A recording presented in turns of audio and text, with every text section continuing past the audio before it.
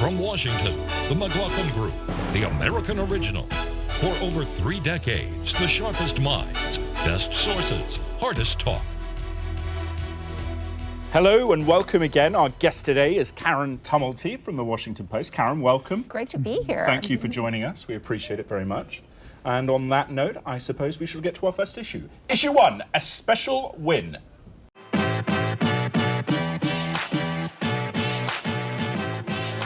Democrats sent shivers down Republican spines this week when 33-year-old Connor Lamb appeared to secure victory in Pennsylvania's traditionally Republican 18th congressional district.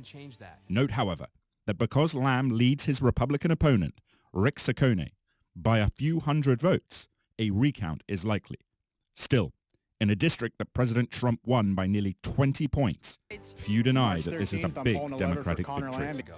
Question, Pat, what does this mean for the midterms? What does it mean for President Trump in 2020? There's no way you can spin it good for the Republicans after the beating in Virginia they took where they lost the governorship. Good for the Democrats.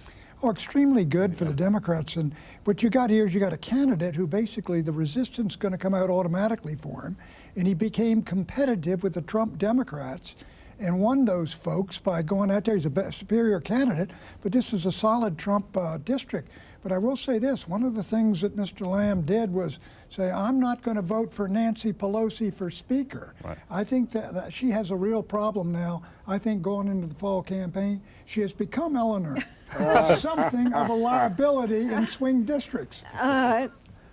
They can all say they're not going to vote for her, and she'll be saying right on. Nancy Pelosi knows what every member of her caucus needs, and she accommodates it, and she's a realist. So Nancy Pelosi is not going to be an obstacle to Democrats doing well in November. And I think this is a cautionary tale, actually, for both parties. I think Donald Trump shows that he doesn't really have any coattails, and tax cuts aren't going to bring Republicans over the finish line. And for Democrats, one of the reasons that Connor Lamb won is he didn't have a competitive primary. And his father, his grandfather, his uncle, they were all involved in local politics. His family is known. He was perfectly suited to that district. And he had wonderful configurations for his policies and his values. I mean, he said he's pro-choice, but he is personally opposed to abortion, which is how Ted Kennedy and Mario Cuomo, some of the big figures in the Democratic Party, have phrased it. So he really found the magic formula. And I'll go to Karen on this. Do you think, though, how much of this is about the moderation of the candidate here, that Connor Lamb is a more moderate Democrat? Well, I was up there for a few days, and there was a lot going on in that race. He was perfectly suited for the district, and the Republicans might have won had they picked somebody who wasn't Rick Saccone. Right. He had an incredibly strong anti-labor record, and the head of the Pennsylvania AFL-CIO told me we would not have gone all in if the Republicans had picked somebody else, but organized labor really woke up. They know what kind of mistakes they made in the upper Midwest in 2016. They were talking to their members about economic issues, and I think that it was a lot of these lunch bucket union members who really helped put Connor Lamb over the top. And Clarence, what is the lesson here for Republicans and Democrats? Well, as Eleanor said, it's a cautionary tale for both.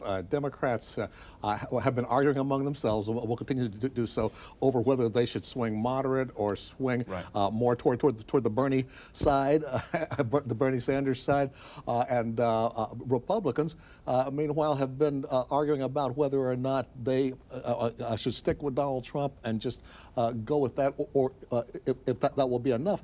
The fact is, well, what we can see now is that even if tax cuts aren't the magic sauce that they thought they would be before, there's other things to worry about. They didn't do it. I do think the Republicans have an issue. They will say the Democrats will raise taxes, but economic nationalism. This would have worked up there. That's where my mom is from, that district of Pennsylvania, way over there near the West Virginia border. Economic nationalism, I think tariffs to get jobs back, issues like that.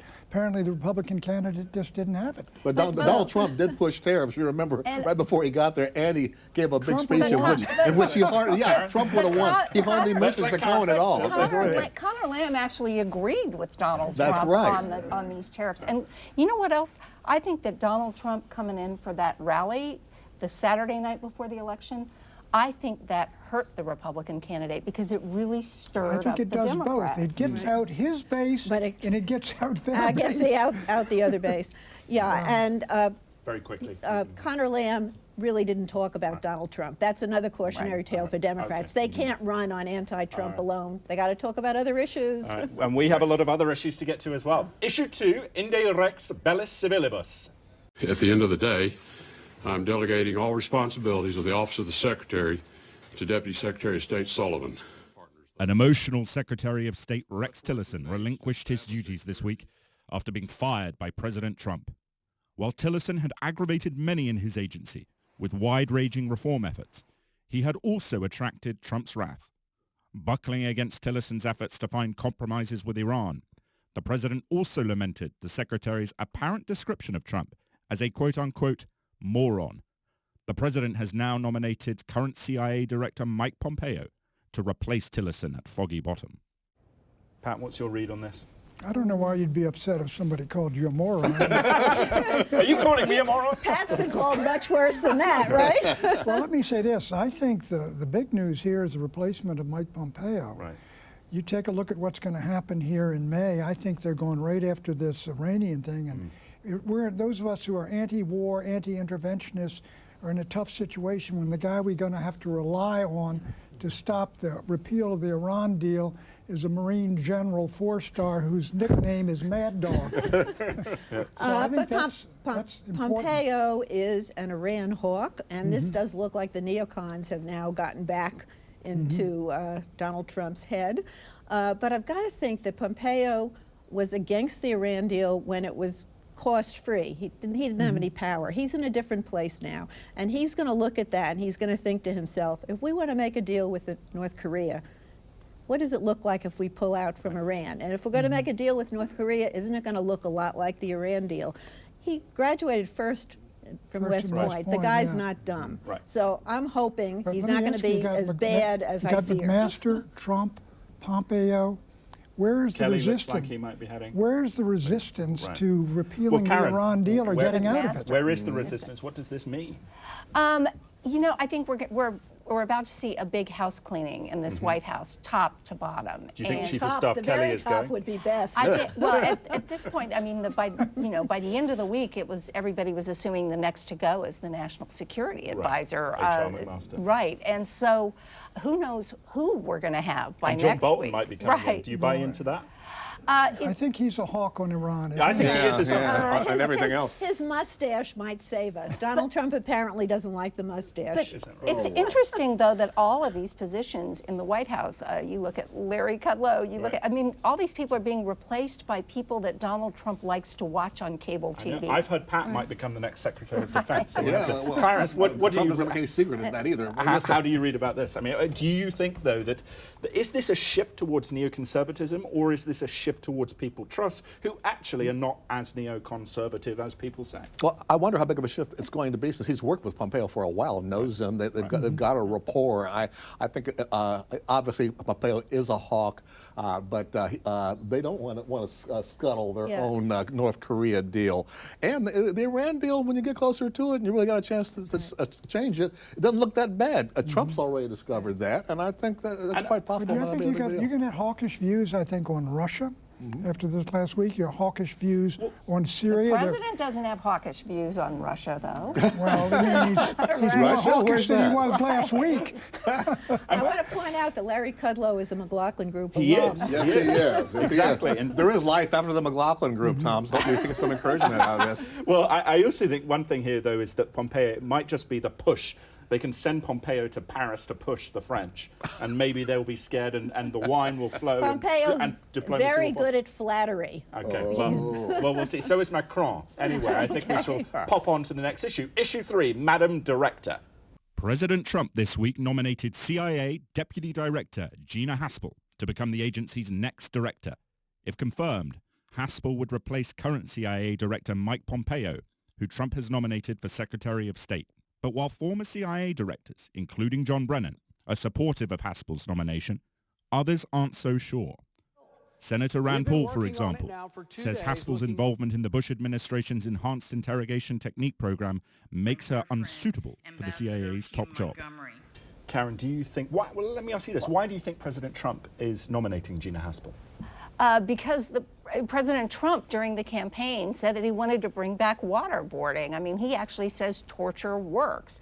But this is a woman who has spent most of her career undercover, and her confirmation hearings are going to be really interesting to watch, because I think that a lot of senators are going to want to know a lot more about what her role. Do you think she gets Dianne Feinstein's vote? I'd say that's pretty, that's unlikely. Yeah, Okay. the Democrats have a chance here. They could kill this nomination.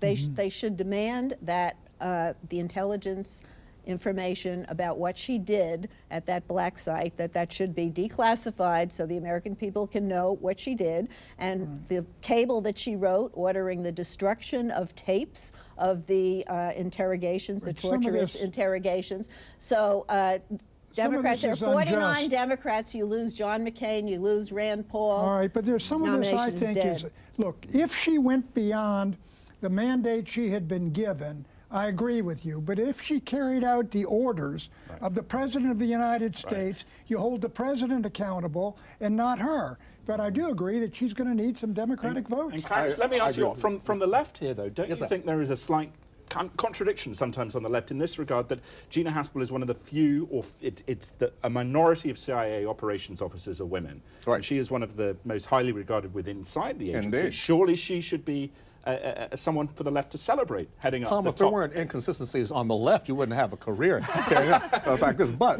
you know, the fact is that she is doing a job that supposedly is under the direction of the president and the hierarchy. But as a veteran myself, I know that when this kind of a flap happens, and you've seen this happen before too, who gets the blame?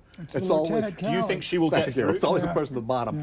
I think Eleanor is raising some very, and Karen as well, raising very important points. It's going to be a tough confirmation. If you were a senator, would you approve her? That's not fair to me. Ask me that now. I haven't heard a minute of testimony. Come on, I like facts. It is interesting, though, that, I mean, someone I spoke to suggested that Gina Haspel wasn't Pompeo's first pick for that role, but that inside the agency, she is very Tom popular. Cotton, who was talked of. Right, I think they want him in the Senate. They're worried about that Arkansas Senate seat. When the wave comes in November, Pat, be ready. After Pennsylvania 18. That's right. Comes Arkansas. And I, again, one of these issues that I think we're going to face with North Korea, with Iran, surely you want someone with experience who's come from the agency there, if nothing else. Yeah, right? I think there are a lot of people with experience in the agency. Okay. And the fact that she's a woman, I think we're past the point that that's enough. It never really was enough. No, but she has a very distinguished record. Well, again, in the agency. But the cable that she wrote ordering the destruction, she did that on her own, apparently, and that's very questionable behavior. Yeah, that was the set the precedent for Hillary there, Eleanor. All right. Well, couldn't resist that. That was a cheeky little line. All right. When we come back, NATO and Seth Rich. And as always, tell your friends they can watch us anytime from Sunday 1 p.m. Eastern at our website, McLaughlin.com.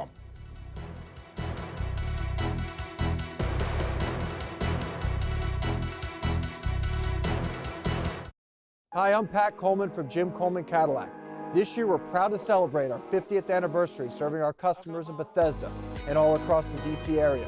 For 3 generations, our family's been committed to being the best in luxury automotive sales and service, and we invite you to join us in celebrating the half-century mark by taking advantage of our 50th anniversary specials all year long. We want to earn your business, and we hope to welcome you to the Coleman family, because our cars are great, but our people are better. Generation Hope is a nonprofit organization that helps DC area teen moms and dads become college graduates. We provide them with tuition assistance, one-on-one mentoring, and crisis support until they graduate. Crises along the way. There've already been a lot of crises. My mom passed away, and I do everything for my mom in memory of her. I dedicate this graduation to her on Mother's Day. When a young parent earns their college degree, the likelihood that that child will go to college goes up, and they will earn $1 million more over the course of their lifetime. Naraya Omar. It's a tremendous return on investment. And all of these issues that we care about, homelessness, child welfare, poverty, this really makes a difference, and it changes lives. Congratulations. Have a wonderful weekend.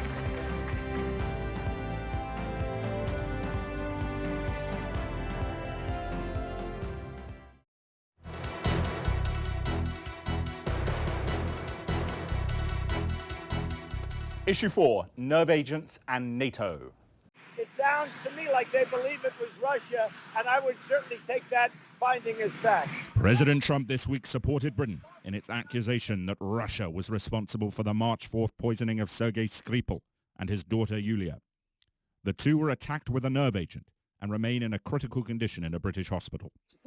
Prime Minister Theresa May has now united NATO and EU allies around her condemnation of Russia, and sanctions may follow. Reflecting as much, the White House also approved new sanctions on Russian individuals it accuses of election interference. And note one final side point. This issue was chosen for debate after a fan responded to our request for issue suggestions.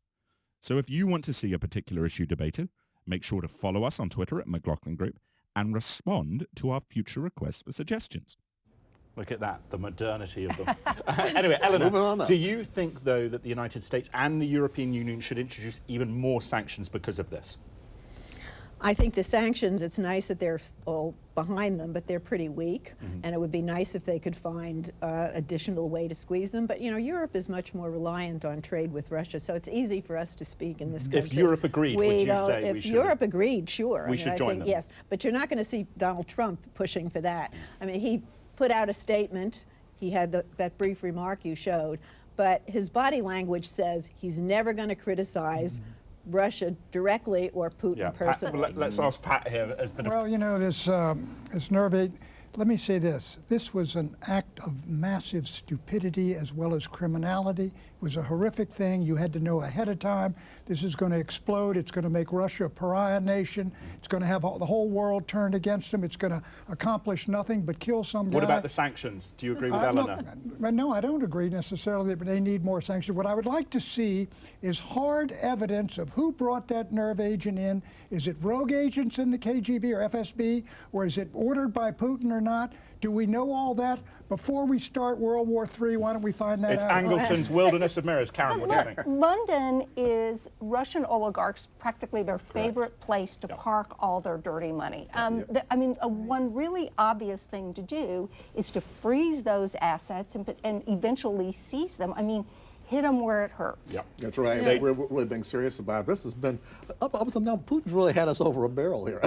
I mean, Donald Trump doesn't want to get tough.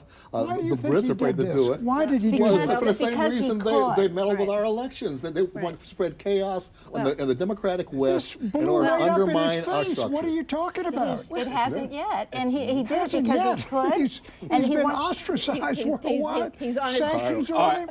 People are talking about Cold War III. The New York Times broke a story this week that the Russians have hacked into the systems that control our power plants. And part of the reason that Barack Obama didn't respond, I don't think forcefully enough either, is the Russians have this power over us. But we are fighting an asymmetrical. Well, that was too close to election day too. But they'll use it, and I don't think we will. That's a good point. Clarence, I mean, if you were the president, though, let's say the Russians, because it seems likely now that they may expel British diplomats. Yes. If the British said to you, the British Prime Minister calls you and says, President Page, we are going to expel the Russian ambassador. We want you to do the same. Would you do that?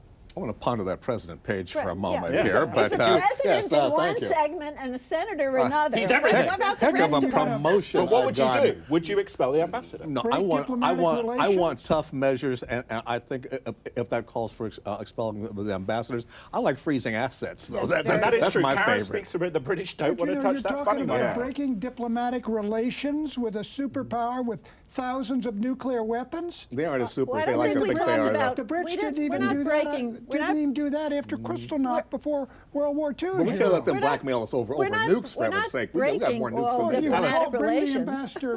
Call the ambassador home and end it. Karen, do you think the United States government should actually say to the British, listen, you've got that funny money there, do something about it, pressure them publicly? I think they should do this, and I think the other thing that ought to be discussed is making it easier to provide arms to some of these people who are making Putin nervous. Some of the Syria, Ukraine.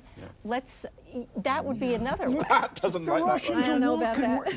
We've given Ukraine Javelin missiles. When they use them, the Russians will come in and smash them. And what do you do then? Let's give them nukes. Let's give them nukes. Think through what you're doing. All right, we got another issue to get to. Issue 5, freedom to report.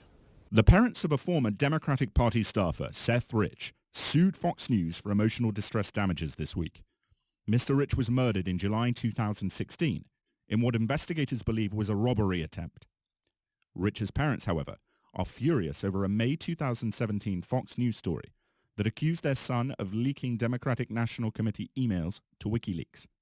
While Fox News retracted that story after learning that it was based on unsustainable sourcing, Rich's parents say their emotional distress deserves compensation. Clarence, do the parents of Seth Rich deserve compensation, or is this a matter of free speech? Well, compensation is merely a matter of trying to get some sense of justice, but this whole thing is a farce, like accusing the Sandy Hook families of conspiring to fake that massacre. This has been ridiculous from the beginning, but Fox News wouldn't let up. They finally are backing off. But the real problem is there's a lot of other people out there who spread this sort of thing on the web, et cetera, and in this case, it's just really a double tragedy. You'd have to prove a malicious disregard for the truth. I think that's easy to prove with Fox. I don't think you can do that with Sean Hannity and those guys. Look, the guy died under suspicious circumstances. He works for the DNC. This story's going around. They're talking about it. The First Amendment on the New York Times versus Sullivan. There wasn't much of a real connection, though, Pat. There's We got DNC over here. You got the killing over here. There's no libel law or libel court in the country that says you can knowingly tell lies. And that's what Fox did. But you're talking about deliberate malicious lies. Yes. Seth Rich was not a public figure, first of all, and second of all, this was all trumped up to sort of provide an alternative story to the truth, which is that the Russians have. You're going to have to prove that they deliberately lied. Can you do that? I think that, yeah. I think that anybody would have seen this, and just common sense told you. I mean, this is what like happened to the First Amendment here? First Amendment doesn't protect false speech, doesn't protect malicious speech, doesn't protect slanderous speech, libelous speech. Libel and slander, but as long as it's not done with a malicious disregard for the truth. There was plenty of malicious intent. They knowingly continued to push this story after they knew it was false. I have to say, I think I'm with Pan on this one in terms of the law. Legally, they would have, because it's a matter of public import that they're suggesting it's connected to the DNC. It's a high bar, it makes him a public figure, unfortunately. So the family, as much as they suffered, they're Well, not but going to be able to. Even so, Carol Burnett beat the National Choir, and she's a public figure. Right. But what more broadly do you think this says about, and Clarence, I'll go to you on this, and the idea of fake news and the idea of responsibility. There's a bill in Congress, I believe, going in that would actually allow publishers to get together and have a special criteria that would give them more credence or credibility, access on Facebook. Do you think that's something that should be? Have you seen that? I find nothing new about fake news. I was appalled by it when we were just called it lying and irresponsible propagandizing, and I'm appalled by it now. The difference is modern technology makes it easier for anybody to get out there and spread it around and cause damage. Any way we can push it back without destroying the First Amendment is worthwhile for us to do. Yeah, and I do think, just like there are restrictions on the Second Amendment, and there should be for people who will admit there should be, that the First Amendment is not completely blanket free speech. Right. Would you ban hate speech? You're not. Would I what? Ban hate speech? How do you define it? You got to define it. Like Europe. I mean, this is if hate speech begins to impinge on somebody else, I think there's a place there where it crosses the line as well. All right. What do you do to them? All right. What do you do to them? You slap a fine on. You shame them. This is an exciting one. All right. Okay. We will be right back with predictions.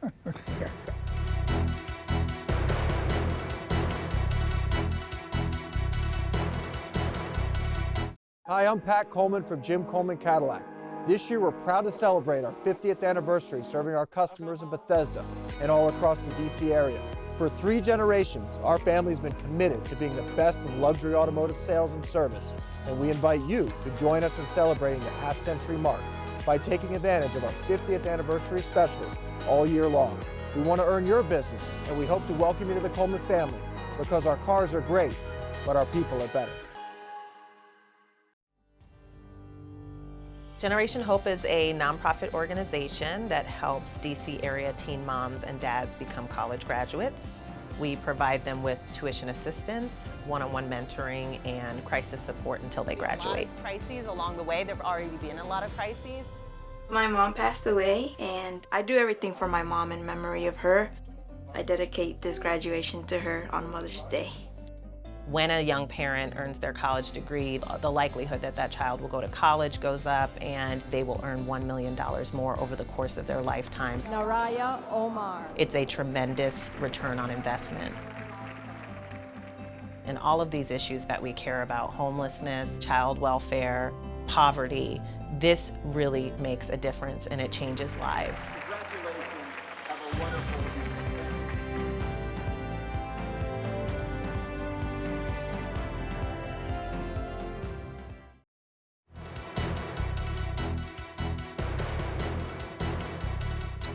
Predictions, Pat. What you might call the war party has got the bit in its teeth, what with Pompeo coming over to the Department of State, and also with what Russia is alleged to have done or may actually have done or Putin may have done. Also, there's a push to get us more involved in Syria. We're hearing some of that on this panel. I think it's going to bring out the anti-war right as well as the, if you will, the pro-interventionist neocon clash. And very quickly, to restrain the president as to the foreign policy you would prefer him to have, if he called you and said, can you be my national security advisor, would you accept the job? No. Okay, Eleanor, your prediction. Okay, no red lines that Mueller won't cross in his investigation. Now that he is subpoenaing documents from the Trump organization, these are documents that Mueller already has. He has that, he has the tax returns, and he knows exactly if they don't comply and they refuse at their peril, and we are then headed for the famous constitutional crisis we've been predicting. I think you're going to see more Democratic candidates in swing districts distancing themselves from Nancy Pelosi, and I think that's going to be just fine with Nancy Pelosi if that gets her a majority back. Okay.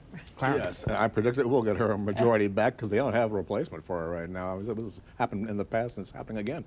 Yeah, okay, very good. Well, then my prediction shall be that in lieu of a fact this week, I want to wish a happy birthday to my grandfather, who turns 93 on Thursday. I recently recorded Jim sending a message to President Trump, and here it is.